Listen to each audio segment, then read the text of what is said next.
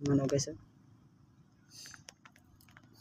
ayan guys, natulog ko sa guys pa, natulog ka lang ha, natulog ka lang na kaya okay ka lang.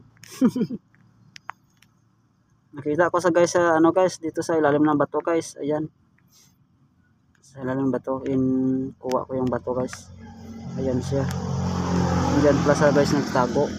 Umalis na kami, pagbalik namin dito na siya. Padiwal-diwal ka pa ba?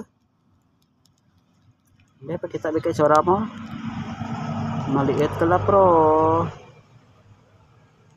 Buhay ka pa ha. Nahabok-habok sa guys oh.